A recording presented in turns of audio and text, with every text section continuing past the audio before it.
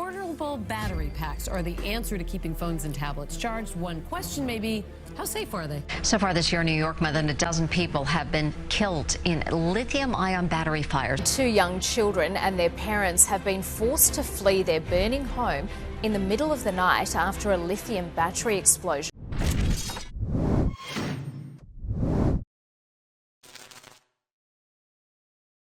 Picture this. It's the middle of July, 95 degrees out. You're driving, GPS navigating, Spotify blasting, phone mounted on the dashboard right in that searing patch of sunlight. Suddenly, the music cuts out, the map freezes. You look at your phone, and there it is. The dreaded black screen with the yellow thermometer icon. iPhone needs to cool down before you can use it. It's annoying, right? But that little warning is a desperate cry for help. Your phone just saved itself from self-destruction. We obsess over specs, clock speeds, terabytes, megapixels, but there's an invisible force that dictates the lifespan and performance of every gadget you own more than anything else: heat. Today we're not just talking about why your laptop sounds like a jet engine. We're diving into the physics of why electronics get hot, the permanent damage it's causing your expensive gear, and the actionable steps you can take to stop it. So, why does your PC get hot just by thinking? This is a law of physics called Joule Heating. Think of it like this. Your computer's processor is a microscopic city of billions of tiny transistors. To make them work, we push electricity through them. But that electricity doesn't flow perfectly. It encounters resistance. Imagine trying to push a massive crowd through a narrow hallway. They bump into walls, they bump into each other.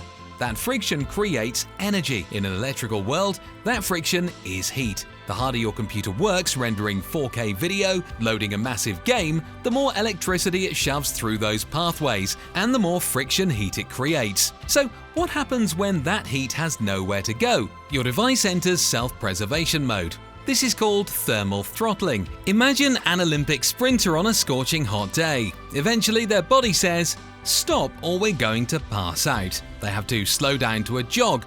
That's thermal throttling. Your CPU or GPU deliberately slashes its own clock speed, sometimes cutting performance by 30% instantly just to keep from physically melting its own components. Throttling is temporary pain. The real issue is the permanent damage heat is doing silently in the background. Let's look at the hit list. First up, the brains. The CPU and GPU. While these chips are designed for high temps up to 95 degrees Celsius or 100 degrees Celsius, running them constantly at their thermal limit is like redlining your car engine every single day. Over time, a chip that's always hot will simply fail sooner than one that runs cool. But the biggest victim? Your battery. If you take one thing away from this video, it's this. Lithium-ion batteries absolutely hate heat. Heat is a catalyst. It speeds up the parasitic chemical reactions inside the battery that cause it to age. Studies show that keeping a battery at just 30 degrees Celsius,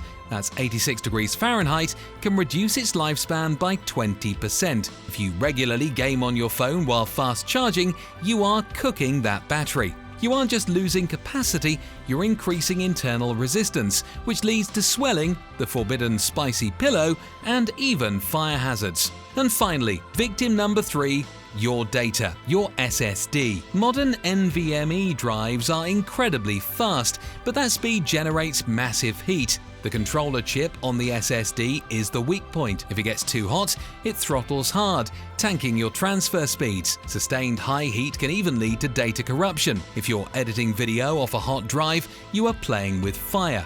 Okay, doom and gloom over. How do we fight back? It's all about moving that heat away from the delicate bits as fast as possible. This is done with passive and active cooling. This is passive cooling, a heatsink. It's a hunk of metal with lots of fins to increase surface area, spreading the heat out so air can pick it up. In tight spaces like laptops, we use vapor chambers. It's a sealed copper envelope with a tiny bit of liquid inside. The CPU gets hot, the liquid boils to vapor, the vapor zips to a cooler part, condenses back to liquid, releasing its heat. It's like your laptop is sweating to cool itself down. And then active cooling.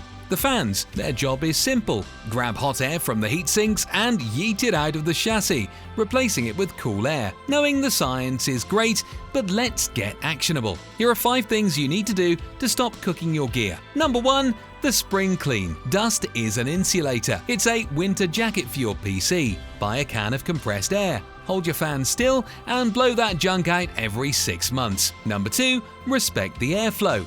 Don't shove your PC against a wall. It needs to breathe. And never ever use a gaming laptop on a blanket or pillow. You are suffocating its intake vents. Number 3. The golden rule of cars. Never leave tech with a battery in a hot car. The interior can reach 140 degrees Fahrenheit, that's 60 degrees Celsius on a sunny day. That is a death sentence for a lithium-ion battery. Number 4. Monitor your temps. Use free software like HW Monitor or MSI Afterburner. Know your normal. If your GPU used to hit 70% and now it hits 85%, you know something is wrong. Probably dust or dried up thermal paste. And number 5, the cool down. If you've just finished a 2-hour gaming session and your phone is burning hot, don't immediately plug it into a fast charger. Let it return to room temperature first.